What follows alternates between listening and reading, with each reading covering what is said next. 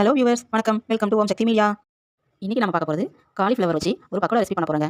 வாங்க வீடியோக்குள்ள போகலாம். என்கிட்ட ஒரு சின்ன காலிஃப்ளவர் இருந்துச்சுங்க. அதை குட்டி குட்டியாக பொடி பொடியாக பீஸ் போட்டு நல்லா கொதிக்க வச்ச சுடுதண்ணியில் 10 நிமிஷம் ஊற வச்சிருந்தாங்க. 10 நிமிஷம் கழிச்சு தண்ணியை வச்சுட்டு அந்த காலிஃப்ளவரில் கடலை மாவு, மிளகாத்தூள், மஞ்சள் தூள், பெருங்காயத்தூள், கொஞ்சமாக கார்ன்ஃப்ளவர், அப்புறமா தேவையான அளவு உப்பு எல்லாம் சேர்த்து நல்லா பிசை விடணுங்க. அதில் இருக்கிற தண்ணியே நம்மளுக்கு போதுமானது. அதனால் நம்ம அதை தண்ணி ஊற்றாமல் பிசை விட்டுருங்க.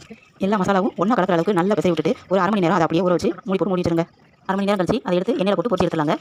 ஸ்டவ்வை லோவுக்கும் ஹைக்கும் இடையில மீடியமாக ஒரு ஃப்ளேமில் வச்சு நம்ம அதை பொரிச்சிருக்கோங்க. இல்லைனா உள்ளே வேகாமல் இருக்கும், மேலே கரைஞ்சி போயிருங்க. இடையிலேயே கிளறி விட்டு நல்லா டார்க் கோல்டன் ப்ரௌன் வர வரைக்கும் பொரிச்சிருக்கோங்க.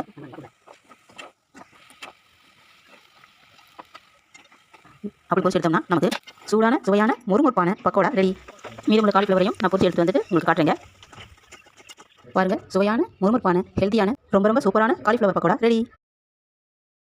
இதை நம்ம ஸ்கூல் விட்டு வர குழந்தைங்களுக்கு டீ டைம் ஸ்நாக்ஸாக கொடுத்தோம்னா அவங்களுக்கு ஹெல்த்தியான ஃபீலிங்காக இருக்குங்க. இந்த வீடியோ உங்களுக்கு பிடிச்சிருந்தா